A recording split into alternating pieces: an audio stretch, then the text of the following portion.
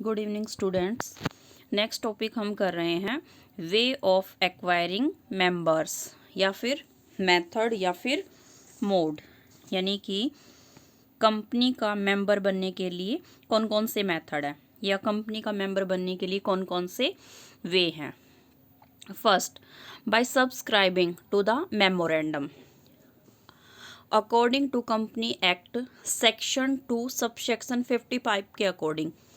वो सभी पर्सन जिन्होंने कंपनी के मेमोरेंडम ऑफ एसोसिएशन पे सिग्नेचर किए हैं वो कंपनी के मेंबर माने जाते हैं, चाहे उनका नाम कंपनी के मेंबर ऑफ रजिस्टर में एंटर्ड हो या नहीं। यानी कि कंपनी के रजिस्ट्रेशन के टाइम उनका नाम कंपनी के मेंबर ऑफ रजिस्टर में एंटर कर दिया जाएगा। कहने का मतलब है जैसे ही वो MOA पे सिग्नेचर करेंगे वो कंपनी के मेंबर बन जाएंगे। हाँ जी, इसमें केस बताया हुआ है, केस आप स्टडी करके देख लेना। नेक्स्ट है by application and allotment according to company act section 2 subsection 55 के according besides the subscriber to the memorandum of a company every other person, यानी कि वो पर्सन जिन्होंने कंपनी के MOA पे सिग्नेचर किए हैं उनको छोड़कर अदर जितने भी पर्सन हैं जो कंपनी के मेंबर बनना चाहते हैं उन्होंने अपनी ये विश, जो मेंबर बनना चाहते हैं अपनी ये विश रिटर्न में कंपनी को दी है, ठीक है, और कंपनी ने उनका नाम कंपनी के मेंबर ऑफ रजिस्टर में एंटर्ड कर लिया है तो वो पर्सन कंपनी के मेंबर माने जाएंगे। तो यहाँ पर दो चीज़ें नेसेसरी हो गई मेंबर के लिए, एक तो रिटर्न में एग्रीमेंट होना चाहिए और दूसरा उन पर्सन का नाम कंपनी के मेंबर ऑफ रजिस्टर में एंटर्ड होना चाहिए, ठीक है। एग्रीमेंट के लिए प्रपोजल और एक्सेप्टेंसन दोनों ही नेसेसरी है। यहाँ पे प्रपोजल का मतलब है वो पर्सन जो कंपनी के मेंबर बनना चाहते हैं उन्होंने कंपनी के शेयर परचेज करने के लिए कंपनी को एप्लीकेशन दी, वो तो हो गया प्रपोजल। भाई मेंबर बनने के लिए एक तरीके से उन्होंने प्रपोजल दिया ना, ठीक है, और कंपनी ने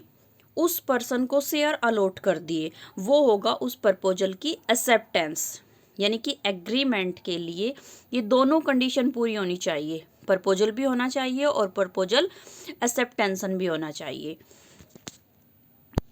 हाँ जी, ये तो हो गई एग्रीमेंट की दोनों कंडीशन, ठीक है। और मेंबर की दो कंडीशन कौन सी हैं? रिटन एग्रीमेंट और दूसरा उस मेंबर का नाम कंपनी के मेंबर ऑफ रजिस्टर में एंटर्ड होना चाहिए, तभी वो पर्सन कंपनी के मेंबर माने जाएंगे। हाँ जी, नेक्स्ट मेथड है या नेक्स्ट वे है by agreeing to purchase qualification shares. Company act 2013 में ये प्रोविजन है कि where a person has sign,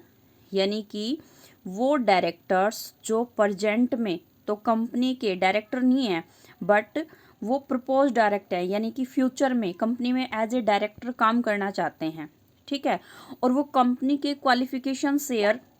purchase करना चाहते हैं और इसके लिए उन्होंने अमाउंट भी पे कर दिया है और कंपनी ने उनका नाम कंपनी के मेंबर ऑफ रजिस्टर में एंटर्ड कर लिया है, तो जो वो डायरेक्टर हैं, जो वो साइन डायरेक्टर हैं वो कंपनी के मेंबर माने जाएंगे, मेंबर की तरह ट्रीट होंगे, उनकी वो सभी रिस्पॉन्सिबिलिटी होगी जो एक मेंबर की होती है। बट ये ध्यान रखेंगे ये जो प्रोविज़न है ये ओनली पब्लिक कंपनी के लिए है। हाँ जी, नेक्स्ट है by transfer of shares according to section 44 के अकॉर्डिंग कंपनी के जो शेयर्स हैं वो एक कंपनी की मूवेबल प्रॉपर्टी होती है। मूवेबल प्रॉपर्टी का मतलब उनको अनदर पर्सन को ट्रांसफ़र किया जा सकता है। एक ऐसा पर्सन जिसने कंपनी के शेयर परचेज किए थे उसने वो शेयर्स एक अनदर पर्सन को ट्रांसफ़र कर दिए, ठीक है, और उसने वही मैनर यूज किया जो कंपनी के आर्टिकल ऑफ एसोसिएशन में मेंशन किया हुआ है और उसने ट्रांसफ़र का सर्टिफिकेट कंपनी को दे दिया। तो ऐसे में जैसे ही कंपनी को ट्रांसफ़र का सर्टिफिकेट मिला तो ऐसे में जो मेंबरशिप है वो शेयर ट्रांसफ़र करने वाले पर्सन से जो मेंबरशिप है वो किसके पास चली जाएगी? ट्रांसफरी के पास चली जाएगी। हाँ जी, समझना, रिपीट कर रही हूँ। एक पर्सन एक्स जिसने कंपनी के शेयर परचेज किए हुए हैं उसने कुछ टाइम पीरियड के बाद अपने शेयर एक वाई पर्सन को ट्रांसफ़र कर दिए और ट्रांसफ़र के लिए उसने कंपनी के आर्टिकल ऑफ एसोसिएशन में जो प्रोविज़न या मैनर बताया हुआ है उसको फॉलो किया। ठीक है, और ट्रांसफ़र का सर्टिफिकेट कंपनी के पास भेज दिया। जैसे ही कंपनी को ट्रांसफ़र सर्टिफिकेट मिलेगा, कंपनी एक्स पर्सन का नेम कंपनी के मेंबर ऑफ रजिस्टर में से रिमूव कर देगी और जिस नए पर्सन को यानी कि वाई को शेयर ट्रांसफ़र किए गए हैं उसका नाम कंपनी के मेंबर ऑफ रजिस्टर में एंटर कर लेगी। अब एक्स की बजाय जो वाई है वो कंपनी का मेंबर बन जाएगा। हाँ जी, नेक्स्ट है बाय ट्रांसमिशन ऑफ शेयर्स और succession in case of death या फिर इंसॉल्वेंसी, यानी कि अगर किसी भी शेयर होल्डर या फिर कंपनी के मेंबर की डेथ हो जाती है या फिर वो इंसॉल्वेंट हो जाता है, तो उसका जो शेयर्स है यानी कि उसकी जो प्रॉपर्टी है वो उसके लीगल रिप्रेजेंटेटिव को ट्रांसफ़र हो जाती है। जो उसका लीगल रिप्रेजेंटेटिव है जिसको उसके शेयर ट्रांसफ़र हुए हैं वो लीगल रिप्रेजेंटेटिव शेयर्स का ओनली होल्डर माना जाएगा, कंपनी का मेंबर नहीं। कंपनी का मेंबर कब बनेगा? उस लीगल रिप्रेजेंटेटिव को कंपनी के पास एक नोटिस भेजना होगा कि उसका नाम कंपनी के मेंबर ऑफ रजिस्टर में एज ए मेंबर एंटर कर लिया जाए। जैसे ही कंपनी उसका नाम कंपनी के मेंबर ऑफ रजिस्टर में एंटर्ड करेगी वो लीगल रिप्रेजेंटेटिव कंपनी का मेंबर बन जाएगा। हाँ जी, नेक्स्ट मेथड है बाय होल्डिंग आउट और doctrine of estoppel when a person, जब एक पर्सन अपना नेम कंपनी के मेंबर ऑफ रजिस्टर में एंटर्ड करने की परमिशन दे देता है, मीन्स वो चाहता है कि उसका नाम कंपनी के मेंबर ऑफ रजिस्टर में एज ए मेंबर एंटर किया जाए, या फिर वो अपने बिहेवियर से ऐसा शो करता है लाइक कंपनी की मीटिंग अटेंड करता है, डिविडेंट यानी कि शेयर्स के ऊपर डिविडेंट एक्सेप्ट करता है, तो ऐसी कंडीशन में वो पर्सन कंपनी का मेंबर माना जाएगा और मेंबर की जो भी रिस्पॉन्सिबिलिटी होगी वो सभी उस पर भी हाँ जी, आगे का जो मैटर है वो हाइड है, आप बुक से देख लेना, मैं बता रही हूँ, सुन लो यहाँ से।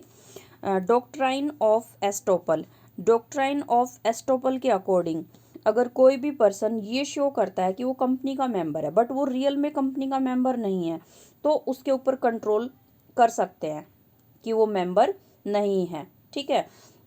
लेकिन अगर किसी मेंबर का नाम गलती से कंपनी के मेंबर ऑफ रजिस्टर में एंटर कर दिया गया है और उस पर्सन ने कंपनी को रिटर्न में ये लिख कर नहीं दिया है कि वो कंपनी का मेंबर बनना चाहता है, तो ऐसे में वो कंपनी का मेंबर नहीं हो सकता, यानी कि कंपनी के मेंबर की जो भी रिस्पॉन्सिबिलिटी होगी वो उस पर्सन पे अप्लाई नहीं होगी, ठीक है। हाँ जी, नेक्स्ट पॉइंट है बाय सरेंडिंग शेयर वारंट, जब कंपनी शेयर वारंट किसी पर्सन को इशू करती है, ठीक है, तो शेयर वारंट्स का होल्डर वो उसको मतलब शेयर होल्डर्स नहीं कहेंगे, वो ओनली शेयर होल्डर माना जाएगा, शेयर को रखने वाला, कंपनी का मेंबर नहीं बन सकता। बल्कि अगर वो पहले कंपनी का मेंबर होगा जिसने कंपनी के शेयर परचेज किए होंगे और प्रेजेंट में उसने कंपनी के शेयर वारंट परचेज कर लिए जो कंपनी ने इशू किए थे, तो उसका नाम कंपनी के मेंबर ऑफ रजिस्टर से रिमूव कर दिया जाएगा।